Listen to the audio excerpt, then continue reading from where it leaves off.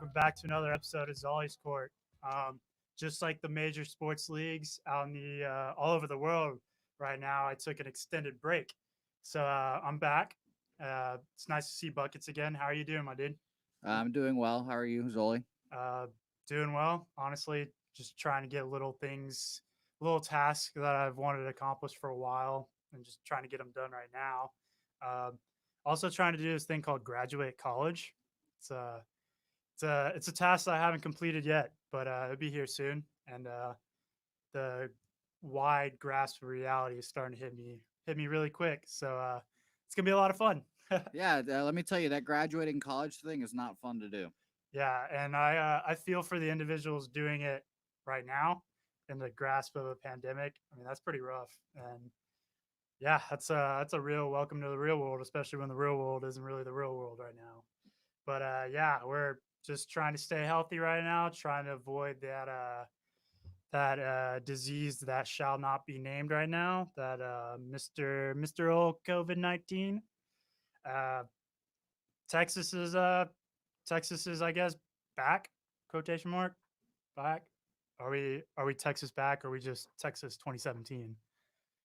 Uh, Who as of knows? Who knows yeah, what's gonna happen? I yeah, don't know. Texas is gonna be is back, and hopefully nothing goes wrong. yeah. I'm wishing for the best.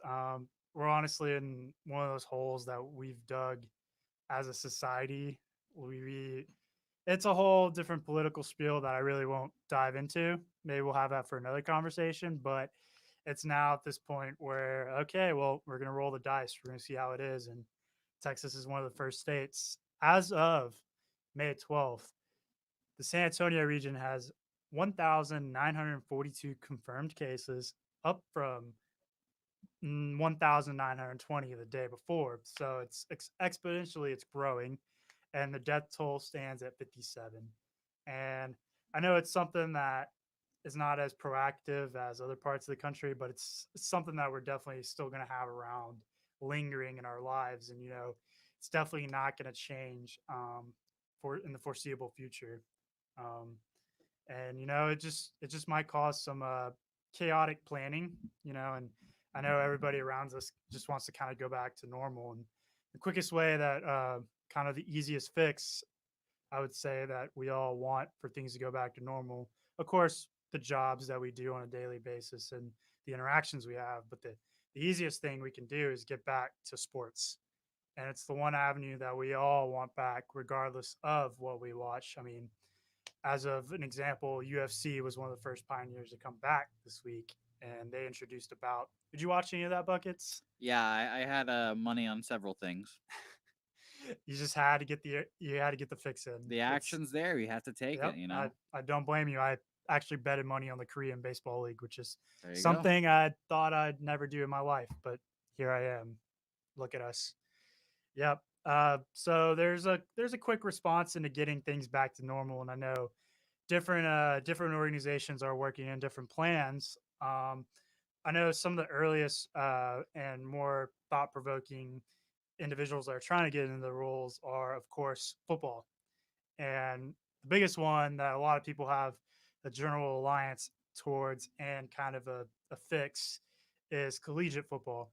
I've been noticing that different schools are kind of proactively having different responses, and it's very intriguing. Uh, I saw a funny meme the other day. It was like uh, it was after some of the Texas schools. I know A&M released a statement, Tech released a statement. It was like we're gonna have we're gonna open up campuses in the fall, and we'll do everything in our proactive best measurements to do so. But we are gonna have football, and I was like, okay, yeah. I mean, I want football to happen. We all want football to happen. But I saw a funny meme. It was like the NCAA, like standing right by the lockers and just slamming the door, like, oh really? Like we're gonna have football?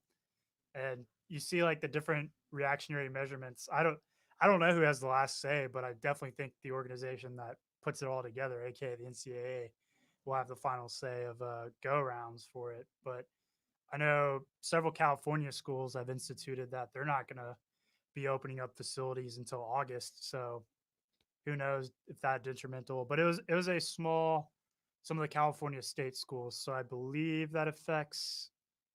I don't think it affects. USC. I don't think it affect USC. It might have been the like Cal State, Northridge, that group of like state schools. I don't necessarily think it was USC. I think USC is a private school too. One of So the USC or UCLA. One of them's private. One of them's public. I Isn't think that? USC is a private school, UCLA is a public school. So who knows what will go on? Different university responses. I know on our own university at UTSA, got an email that they said they will broadly reopen the fall semester. President Amy sent an email, and at that moment, we don't know the exact nature of how campuses are going to reopen, but we won't even know the final decision until the end of June. So we're playing with dice money right here. I mean, I'd like to go back to campuses, but if I know it's going to detriment the health of the individuals around me, then why would I risk that? But we'll see. Definitely gonna have a weird vibe. I mean, I like to go back to campus. I Are they gonna make like us sit like 5 seats apart? Are we gonna have smaller classes? Are they gonna have class from 8 to 8? Kind of spread out the amount of people. What's probably gonna happen is your undergrad, a lot of your basic courses are just gonna probably be online. So with the incoming freshman, sophomore, you're gonna see a huge transition of individuals that may not even step on campus. That's my prediction, but who knows? It's just something we have to take by day, and it definitely be interested to see how some of the different organizations respond. But we're going to dive into how the NBA is going to implement some of their process of getting back into action, and the NBA is in a tricky situation right now. The NBA is actually one of the few sports leagues that are actually in season, besides some of the European soccer leagues, some of the other major soccer leagues. You can say baseball arguably is in the season, but they technically didn't actually kick off the start of their season. So it's going to mess up with a lot of plans on that part. But the NBA is in a tricky situation because, some of the teams are, you know, already clinched playoff spot. They would have been vying for a championship. And then the bottom half, some of them still have a fight for what they could have, a playoff spot, or, potentially some of them, although they may not say it, we're going to go in the aspects of tanking. So it's that weird spot that, like, okay, do we go back to normal? Do we extend the season? Do we, because there's other aspects they got to look at. And it's coming up for interesting debate, and something that Silver is hammering the course, and it's something that we're going to hear very quickly. I would say in the next couple weeks, their course of action, and it already looks like they're proactive in their responses of not only getting the product out to us, but ensuring the safety of their players in doing so. And I saw a little expert here on the other day that Silver got together the league executives, many of the league executives, including individuals of the players of the league, and including Chris Paul, who's the president of the Players Association, LeBron, Anthony Davis, Kevin Durant, Giannis, Kawhi Leonard, Steph Curry, Damian Lillard, and Russell Westbrook were included in that call. Man, that's like that would be in a cool Zoom chat to jump into. I think it's funny to see the people left off of the chat. To be honest, no James Harden. I thought that was interesting. No Carl Anthony Towns or those guys. Or no, wait, no. I think he's on there, right? Am I No, mistaken? from this Yahoo report that I kind of Okay, brought then up. then yeah, no. Adam Silver just shouted out his mom, but no Anthony Towns there. There's a lot of interesting names there, and I just find it funny to see who's not there. As a player, would you really care? Like, if you I weren't would. really I included? would. These are. I feel like if you're in this category of players to be in this loop, I feel like you're in like the elites. True. These are the elites, and everyone likes you. So James Oh, Harden's one of the best players in the NBA, but no one likes him. but Everyone likes Russ better. I wouldn't say the like. I'd say a lot of things they have in common of that group is their marketability. Like, you look at that group, and like a lot of people hate LeBron, a lot of people hate Steph Curry, But the a lot of people players hate. like them. That's the issue. No player likes James Harden. Yeah, yeah, I we can think go. people think that he's very gimmicky in the NBA. And also, it has to do with a little bit of, who knows, maybe Chris Paul has a say in that with the Players Association. He does speak on behalf of a lot of them. So who knows? Maybe he's just like, all right, I'm gonna bring my buddies I'm close with into that factor. But the so the NBA has is towards kind of finding out different ramifications of the coronavirus. I mean, we all know like what's happening with it, but all parties pretty much seem to be in agreement that whatever happens, they have to have the proper safety resources to jump back in.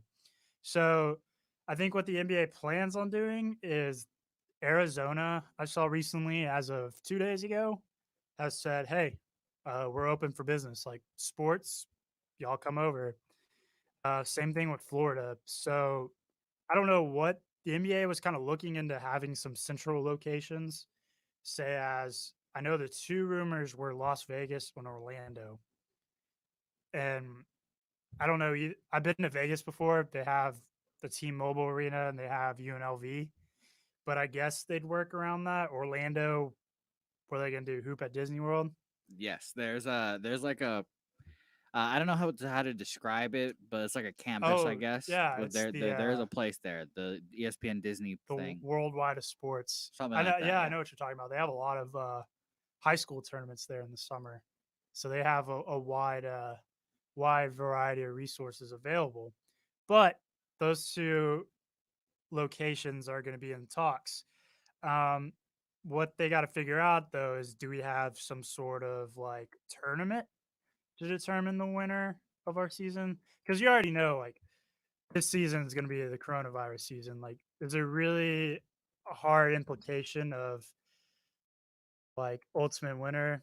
Because in reality, I think we're all going to have that mindset that this season is going to be an asterisk no matter what. So do we just implement like the season goes on as planned? Like, how are we going to do that? Uh, we're gonna have like a Big Brother style tournament in one city. That'd be kind of cool. Like, potentially, what I think should happen is they should have the lower people that are in the teams that are in the lower standings. They could play kind of like 2 out of 3 with individuals up top. Win those 2 out of 3. By up top, I mean like the 7 and 8 seed. Whoever wins that little cutoff, then you just start the playoffs from there. And kind of, I would say, instead of like best of 7 for all of them, we just go down 5-5-7. That might be a realistic cutoff for fitting in a wide range of games in a small amount of setting, small period of time. But I think that's probably what's going to happen. I'm not going to bet any money. I'm not going to drive up to Vegas and put it all on the roulette table, but we're going to see that that's going to probably come into fruition. And also, in the aspects of player safety, the NBA is going to implement, or in talks of implementing, a full scale testing program for all teams. So basically, if you're a player, coach, any necessary individual of the aspect of the games, you're going to be required to test. And before you're going to go through the screenings, different antibody screenings to make sure you're 100% okay to play. And that drives the other question that's saying, like, if we get the product out, and somebody gets sick, what do you do next? And it's, do we just keep continuing to play? And it's something that I can't really make a judgment for. Neither can a lot of us around us. We just, the product that's in front of us, if we accept it, we'll have to, it'll be there. And that's all up to the NBA's jurisdictions and what they do as a company. And we'll see how they I'll see how they go into that testing approach. I know they already have like quite a large inventory of testing abilities, as we saw, when the first outbreak happened, that the Utah Jazz were able to get a hold of a lot of tests more so than random individuals of the state of Oklahoma. So, um, player safety and product availability is definitely the two forefronts. Uh, I do think we're gonna get a product back, and it's gonna happen in the next 3 or 4 weeks. I think some of those European soccer leagues, although the circumstances of how different countries are, going through the process of doing different things, and our reactionary course is kind of off, and that has to do with a lot of different elements, political. economically and socioeconomically. We're a little bit different. And so some of those other soccer leagues across the world are getting started back up as soon as June 1st. So we'll see. We'll see how that goes on the other side of the pond. So um, at the end of the day, we know money is going to drive the narrative. So if there's money into play, big time money is already lost. So we know whatever they're going to do is going to be in the best interest of, the people that are putting the product out and people that are making the money. Uh, the NBA has already told players straight up salary reductions are going to be cut. Like they're not going to make as much money. So I think the incentive of the incentive of making a dime is substantially more for a lot of the players. Got to pay off that mortgage, got some bills to pay, and reluctantly so. I mean, we're all in the same spot. Um, let's see. So you got money's driving the big narrative, and same thing with player safety. And with that being said, a lot of practice facilities are starting to actually open back up. I know Utah was one of the first ones. Cleveland, Portland were uh, Portland were one of the first ones that were open up too. And the mindset behind that is they're now kind of voluntary workouts. Uh, Basically saying that like if you're a player and you want to get a workout in the facility, you can do so, but it's pretty much on your own. And the individuals that were working with them, I know the NBA implemented a rule that they could only have like 4 people inside the facilities at a time, less than 5. So I guess 2 on 2.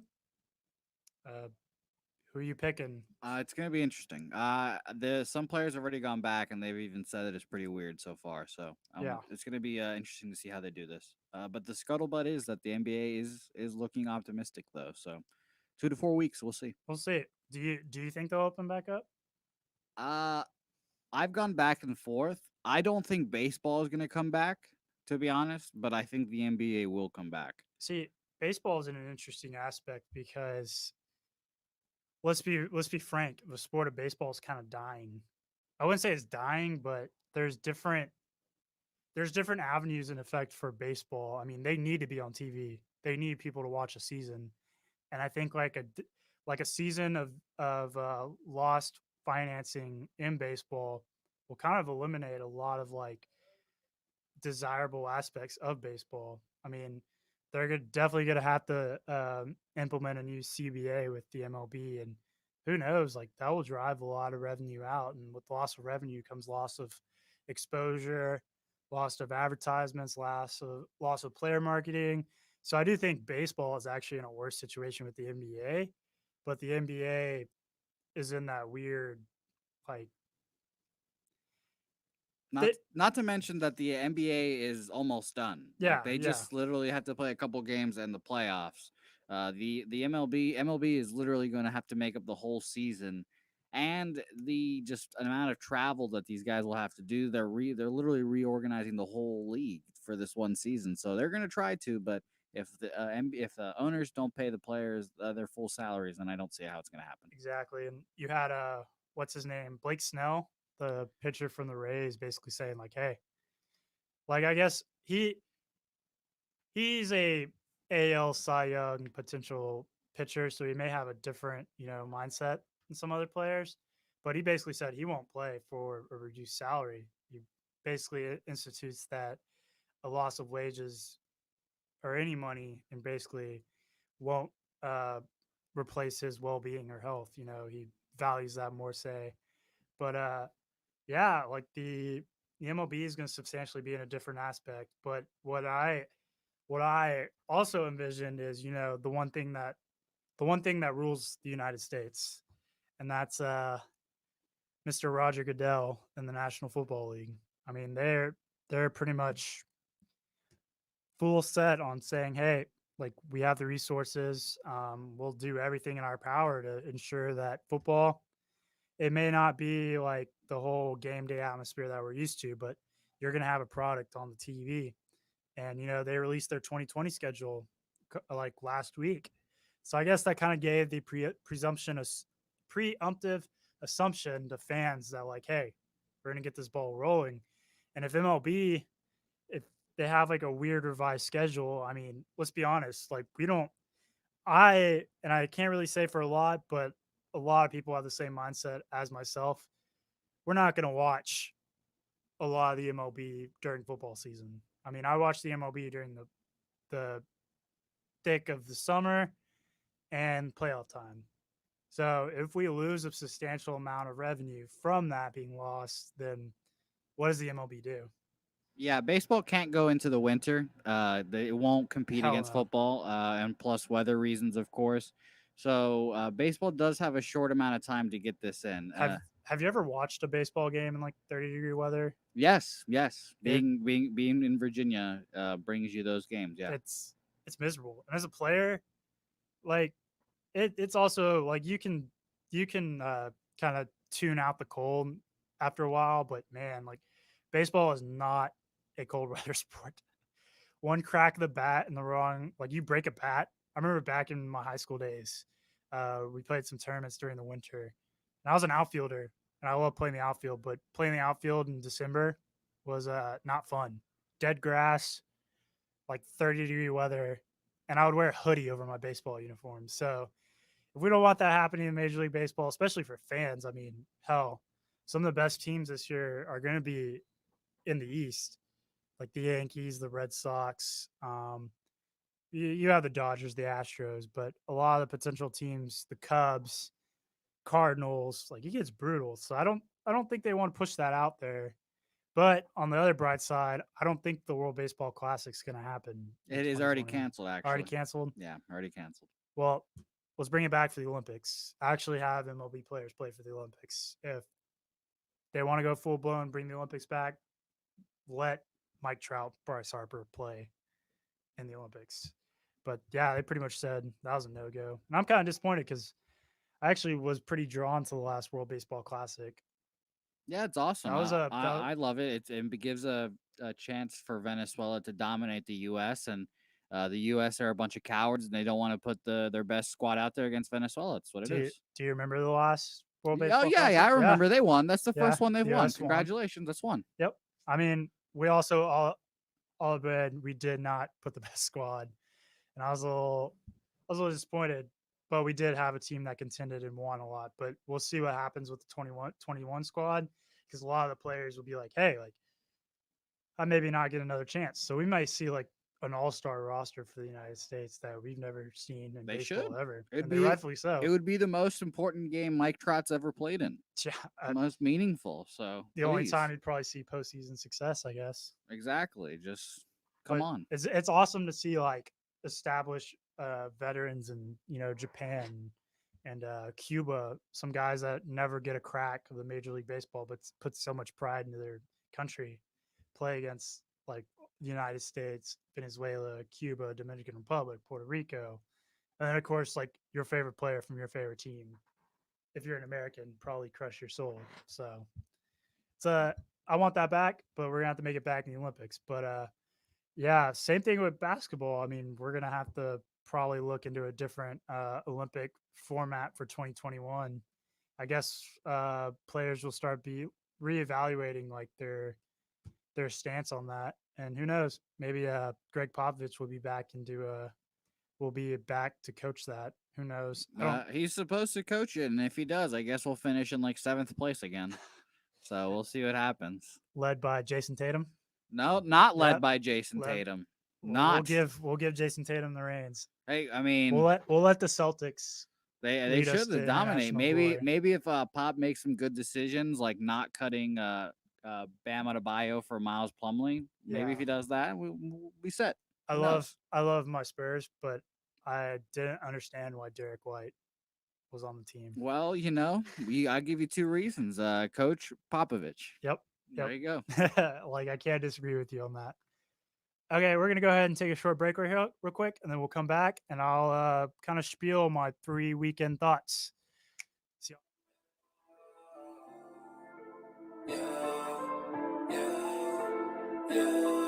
I'm in London, got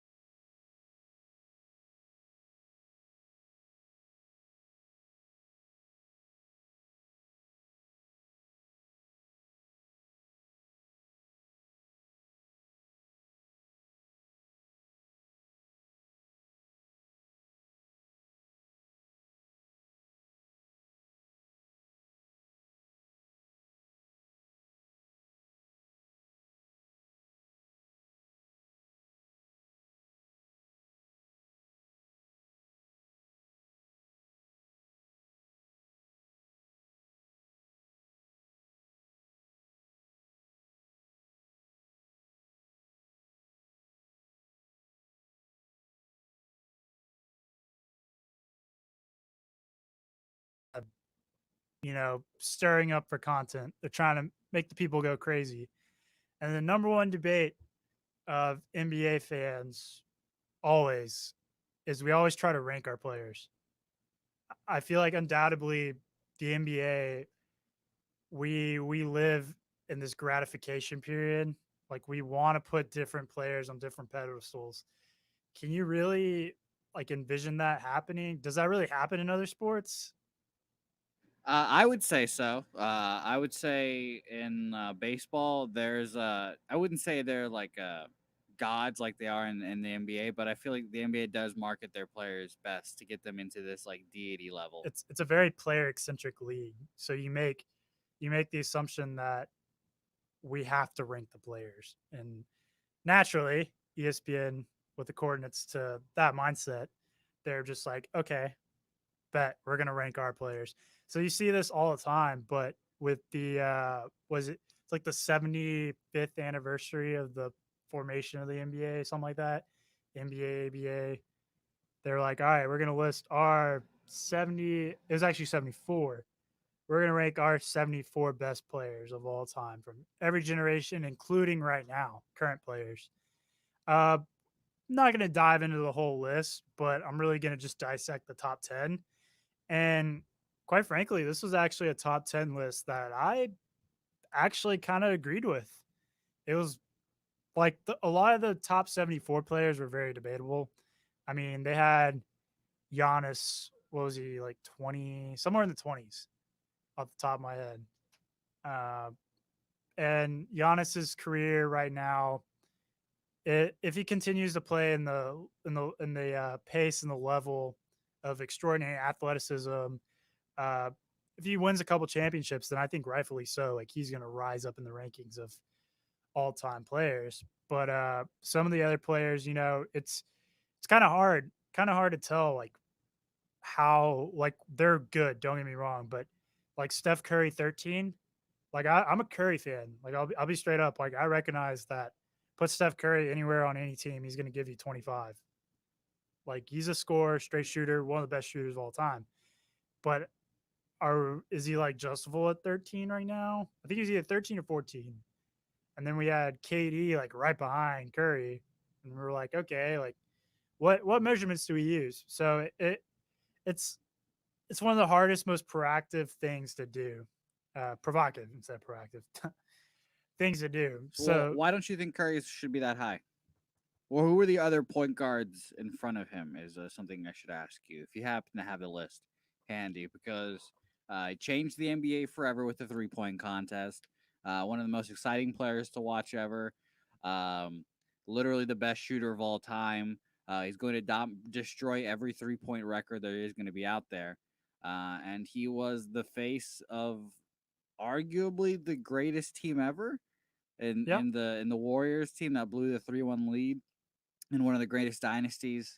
Honestly, he might even be hired for me. would My whole big Kobe thing. I have a Kobe thing. I think Kobe's the 10th best player all time, and everyone always loses their minds when I tell them that. So I'm assuming Kobe's probably like 6 or 7 in this list. okay. I'll read you down the top 10.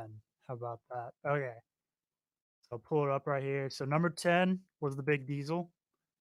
Number 9, Kobe Bryant. Okay. All Number right. 8, number 8, Tim Duncan. Okay. So I accept this list now. Number 7, Larry Bird. Yeah. Like Yeah. I'm saying, this is like legitimately one of the first lists that I was like, okay, like I actually kind of agree with a lot of it. Now you can pick or choose. Like I kind of agree with you. Kobe is kind of on the back end of maybe 6 through 10, but they have Will at 6, Magic at 5, Bill Bill Russell at 4, Kareem at 3, LeBron at 2, and MJ at 1. I honestly have no complaints with this list. I I can't even say anything. Me Wow, this is either. pretty impressive. I think if I were to switch anything in order, I'd definitely put Shaq a little higher, or I guess lower on the list. I think I'd switch Bird and Shaq, and then I'd switch Wilt and Magic, and that's about it. But relatively speaking, like one changing on a position on this list wouldn't be necessarily a bad thing. But I don't think we give Wilt credit enough for how much of just a freak athlete he was. I mean, the man was averaging at one point, what was it, the 68 when he was like with the Sixers back, was it 65, 68? The dude was averaging like 30 and 20. Like, I don't, yeah, we can say his competition was not up to par as modern day NBA, but I'd be fairly confident that put him on the modern day 76ers, that Wilt would easily be a 25 and 10 a night kind of guy. Also, give him shoes that weren't Converse. You know, maybe get him some Jordans, some Nikes. Who knows? Maybe that'd improve. I'm scrolling through this list so far, and I'm fairly impressed of how good this list is. To be honest, like Kawhi Leonard's 25th all time already, and he's already in front of Dwayne Wade, and which I agree with. To be Yep. honest, too, that's pretty that's spot on. Allen Iverson is 29, which is impressive. Right, and then James Harden already 32 is also really impressive too by him. I think definitely there's a to be determined aspect of this list, but was there anybody in mind that I think for me, one player that, and I'll kind of like pipe into this in a little bit of a later discussion of my next thought of the weekend, but like some of the older players during the Jordan era, I feel like got overshadowed so much by Jordan that some of their greatness also needs to be kind of emphasized. Like Patrick Ewing, Patrick Ewing, I think deserves to be a little higher than 37. Um, who else? Barkley. I think Barkley is. Ooh, where was Barkley? People joke on Barkley all the time, and I Yeah, find it hilarious when people are like, "Draymond Green would lock up Charles Barkley now." And it's like, no, there's no prime. no way. Charles Barkley was so damn good. And I'm a firm defender of modern day NBA. I do believe a lot of athletes right now could transition in any time period. I don't care if it was rougher. A lot more rule changes happen. A lot of the players nowadays can adapt and they will be just fine.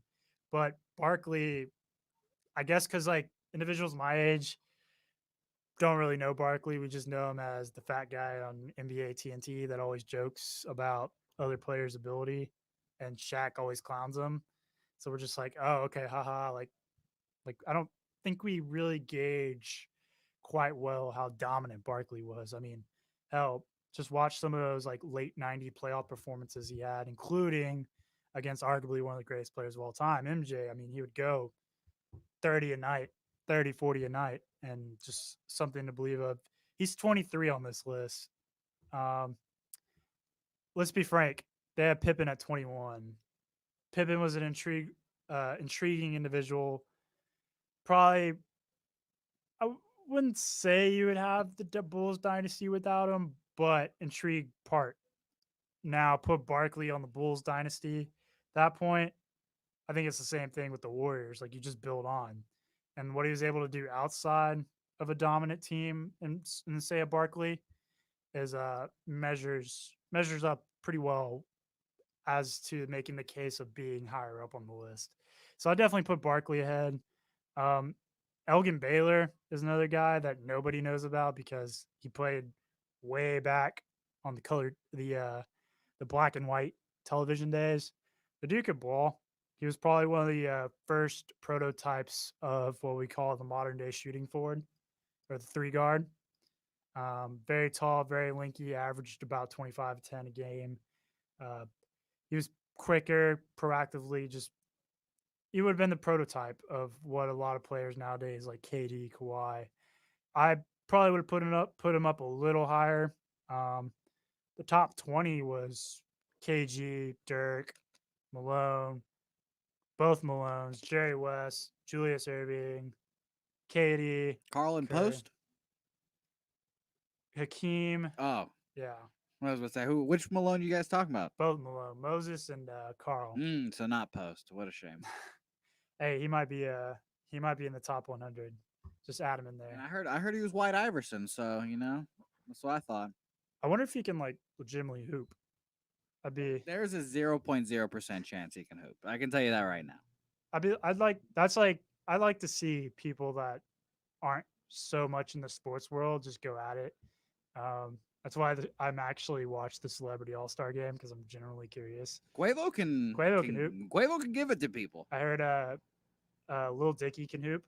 No way. Yeah, I've No seen like way. highlights that he can hoop. Well, And he's Klay Thompson then apparently because he's just straight spot up shooting. There's no athleticism in that body. I mean, isn't that part of basketball though? Like if you can hoop, if you can shoot, He can be a very reliable. If we're picking a starting five for rappers and such, I'm he'd picking be a him. very, very reliable player. He needs to spread the floor because I'm assuming that most rappers can't shoot. and you're probably rightfully so. But yeah, like I was listening to who was it? It was like Sway in the Morning, and somebody said, "Lil Dicky, I know you can hoop," and he was just like, "Yeah," and he wanted a little bit of respect on it. They're just clowning him. They pulled up the YouTube video, and there he was hooping in the Lifetime Fitness. So I guess I need to pull up the Little Dicky hoop mixtape right now. Let's do it. This But will be yeah, exciting. the NBA 100 or it was NBA 74. I don't know why I keep saying NBA 100, but good list. Probably one of the few lists I actually really agree with the most. And yeah, kudos to ESPN because I know a lot of people like to pick and choose who they think are the top 100s and or top 70, whatever, the basis of who they think some of the best players are, and it's just an impossible task. And ESPN kind of nailed the dot on that one. Okay, we're gonna jump into the second thought of the week, and we kind of alluded to it earlier. The MJ documentary. Have you been watching some of it, Buckets? Yeah, of course. I inject it into my veins every week. It's great. I love it. Every single episode. Yeah, plopped up. and when we watch it for the end of it this Sunday, guess what I'm gonna do? Watch them all over again in chronological order, right back to back to back. It's a wonderful documentary. I actually haven't seen the 5th episode. Well, That's the only your episode I haven't fault. seen. It is my fault. But this week's episode was probably my favorite set of episodes. Well, the what was it? Episode 7 and episode 8. Yes. So episode 7 revolved on really his baseball career and the format of kind of the early 95, 96 Bulls. I did like if you don't watch it and then talk about it directly after, it's kind of a large scale production where you kind of forget a little bit about it. Not gonna lie. I mean, episode 7, I remember the whole premise was like the baseball father's death. Then he came back. And then episode 8 was like his retirement after that through baseball. And then 95, 96 Bulls. So a little bit of tidbits that I thought was scrolling through Twitter and, kind of the amigos that I was with watching at the time. A lot of them weren't really impressed with his baseball stint. And I'm not an individual that kind of reminisces on Jordan's career. Like I don't put him on a pedestal of like ultimate greatness. Like he is one of the greatest of all time, but I don't it's a weird thing to say. It's weird to have expectations for a guy that didn't play baseball in over a decade and expect him to dominate at the level of somebody like Jeter just because he's Michael Jordan. You know what I mean? Like they who was it? Terry Francona was his manager. Yes. That's going to be a good bar trivia in about 10 years. Yes. Who is the manager of the Double-A Birmingham? What was it? Barons. Birmingham Barons.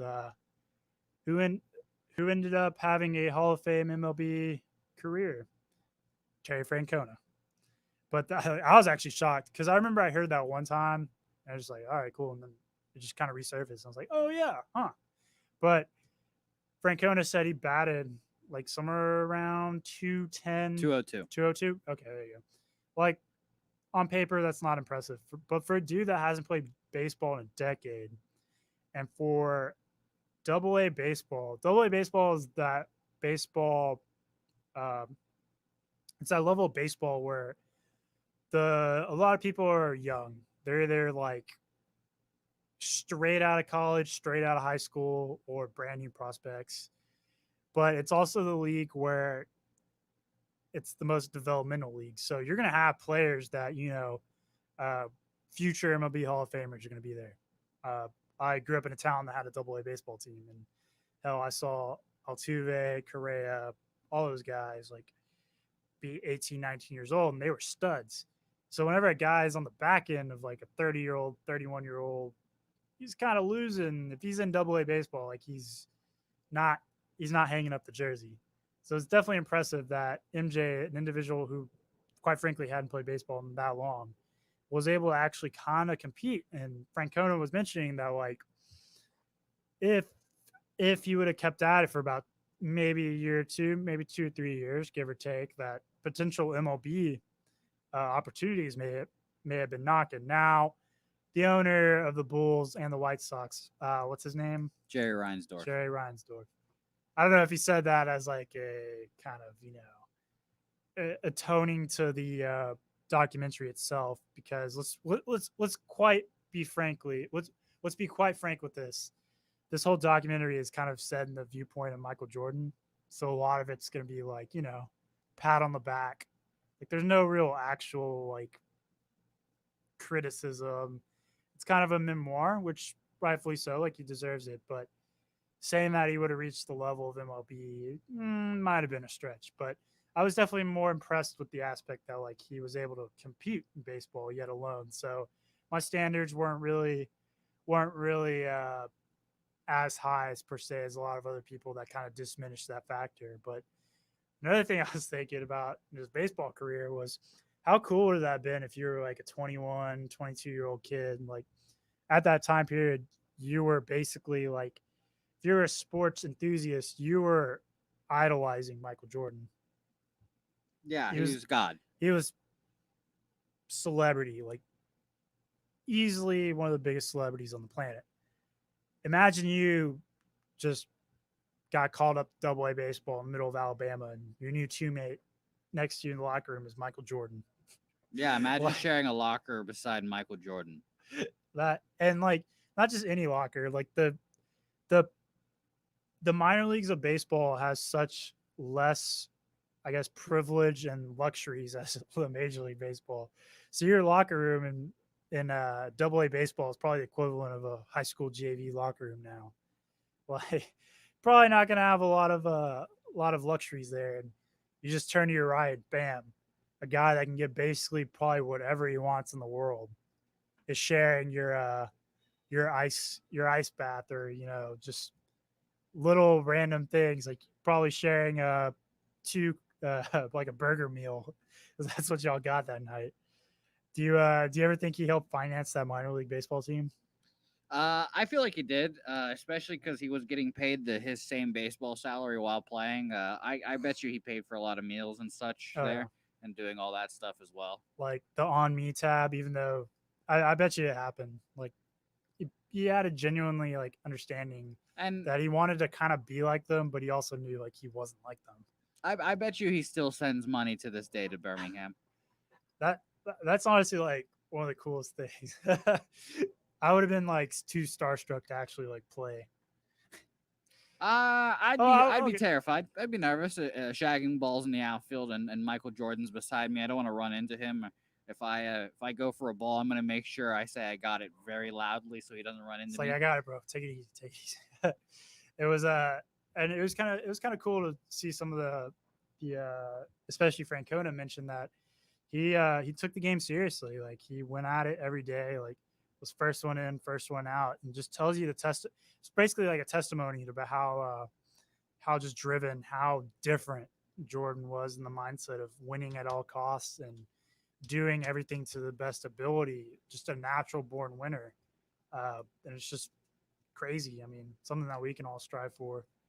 But yeah, the two episodes were, I would say, probably the best out of all of them. What would you think that something that stuck out to you, buckets, that on those two episodes? The best two moments of the episode by far were Jordan at the end of the second, or I think that's his fourth title, sobbing on the floor after winning on Father's Day. I've Uh, never heard the audio yeah, of a lot that. of people haven't, and that really got people talking. And then the other one was at the end. Oh God, at the end, I think it was the end of the seventh episode or the eighth episode. I don't remember now with the numbers. When he was talking about how he competes and everything, and the dude's literally tearing up because of how like important competing and playing the game the right way, his way is. And both those things, Jordan showing emotion in general is just rare for people, and seeing those two things was pretty cool. I think one of the coolest things was they talked about the Space Jam filming and how the studio, who was at Warner Brothers, they created they created like a makeshift gym. Like that was the premise of them being back. He would only do that if they catered towards his demands. And I mean, you're not gonna say no. But what they had like a huge gym for them, and they would call up. Of course, it was the off season, but they would call out like a lot of players to go play there, and he would just study. Like that's how it kind of he kind of hints that that's how like it was kind of an easier transition on the terms of mentally finding out the players he was going to play like in the 95-96 season, because like they showed picture or videos of him playing against Reggie Miller. Barkley was there. Who else was there? Ewing, some other like The Jawan Howard Juwan was Howard. there from the Fab Five. I don't know if Chris Webber was there, but he used that as a recruiting ground, and it's going to be interesting to see what LeBron does for his Space Jam shoot. Probably the exact same thing. And I wonder who he's going to invite. Is he going to invite some of the new age talent? Like, is he going to try to market some of the newer guys like Trey Young, Luka Doncic, or is he going to invite like the Banana Boat folks? He'll definitely have his crew around him. Who do you think is going to be Well, the Anthony's already in there for yeah sure. yeah Anthony Davis is I'm cool I'm lock. not sure who else would be there. I feel like Dame Lillard and him were close. Just people probably he's going to try to recruit to the Lakers in the future. The young guys like Jason Tatum and probably people like that too. Trey Young Yeah, will definitely be in there. I definitely think it's going to be someone young. Definitely. It's going to be the hoop spot. Everyone's going to go to LA and hoop with him, and LeBron's going to take notes and use it, and he's going And to lose another title. you know what else is going to have another factor? Whoever signed to Rich Paul. Yeah, for that's sure. that's people like to think like friendships back and forth, but if you're going to help out the brand, help out the agency, that's probably going to be the number one way because you build the studios through that, and that's a whole different other story. But definitely, whoever signed under the books of Mr. Paul is probably going to get the first Space Jam call. But yeah, the Warner Brothers studio gym was actually really cool to see. Something I never saw of. And another thing that stuck out to me was the of that 95-96 season, they had no competition, but in reality, their only competition that year was the Seattle Supersonics. And the Sonics were pretty good. Not gonna lie, like that's a team that if they didn't run into that Jordan Bulls that year, I think they would have taken the title. Gary Payton, Sean Kemp, they were just beast on the defensive side, and then of course they had some other players that attributed to a lot of the factors of making that team super great. But they kind of pointed out in the fact that Mr. Old George Carl, who notoriously has been kind of stubborn with the way he coaches and kind of making some wrong decisions at the wrong time. I mean, he's done that with numerous individuals, aka Carmelo, but won't get into that. But kind of the notion that the Gary Payton, aka the Glove, one of the greatest defenders of the '90s, actually didn't guard Jordan until they were down 3-0. Yeah, And then Gary Payton and George Karl had some problems. George Karl was a crazy coach. yeah, Terrible, bad person. Bad person, George Karl. Bad coach, apparently, at the end, too. but yeah, and it makes you wonder that would the narrative of that Bulls team have changed if the glove was on Jordan. Now Jordan still had 25 a game after that. I mean, whether they played three more games or after that 3-0, still was kind of productive, but he wasn't going off like the original first three games. So something to grasp into that. And I guess whomever was interviewing him at that time was like, hey, like he mentioned how Gary Payton not necessarily clamped him down, but was like, okay, like implemented that he had quote unquote no problem with Gary Payton. And I was like, okay, like did Jordan have no problem with Gary Payton? Like he didn't hold him down because it kind of statistically and kind of in the games when you watch it, like it's kind of giving it to him, like kind of slowing him down. Or was he referring to as Gary Payton, like no problem? Like I had no problem personally because as you're going through this whole documentary, Jordan's just listing like some of the reasons like he didn't like people. Like, the bad boy Pistons, they didn't shake my hand. So I have a problem with them. You know what I mean? Like very little things that go on the mindset of Jordan just wouldn't piss off a normal person. So I was like, okay, did he have like no beef with Gary Payton, or like what aspect was he kind of like thinking in that point? But that's something we'll never know. But definitely something that I was thinking about when I was watching that because could have changed the course of the Bulls for sure. If they didn't win 95, 96, do we see a three-peat? Well, obviously we don't see a three-peat, but do they continue on for that long? Who knows? Maybe the rise of the Pacers becomes higher in that instincts, or maybe the Knicks finally break through. If we don't have the advent of the next 3 years of that Bulls, so who knows? Hey, they had their chance when he was gone. They Yep, had their chance and they blew it. yep. And thank Mr. Elijah on for that. But finally, we're gonna end it on a lighter say note, but just a general thought I had. Last bullet point for the weekend, but so with this whole social distancing, having to have masks on a lot of place. I'm not wearing a mask, but I had to wear a mask when I walked in. But buckets, does nothing reminds you to brush your teeth quite like wearing a mask? Yeah, yeah. Oral hygiene is important, and if you don't like the smell of your own breath, I guess it gives you a great incentive to brush your teeth every morning. See, I brush my teeth 3 times a day. I try to keep the good oral hygiene. There you go, attaboy. I just hate the smell of morning breath. Like you Yeah, wake up and bam, like I don't know how people can just go about their day, but even when you're brushing your teeth, put that mask on, man. Like, whew. you I get everything. I think the key though is flossing. I notice it particularly is a lot better. You just give it a little floss in between every once in a while. Uh, Mouthwash, just doing all the things that can help because man, whew, I don't care how good your breath, I don't care how much gum you chew. The mask are just entrapment for dirty breath. But yeah, folks, my last bullet point of the day is keep flossing, keep brushing, and stay 6 feet apart. Let's try to keep the social distancing going, and let's get things back to normal. Hopefully, Hopefully, are the people that lead us give us the right information. We can get back and I can get a freaking haircut. hell yeah. So don't be stupid, guys. Be safe, and probably see you in about 2 weeks. Y'all have a great weekend.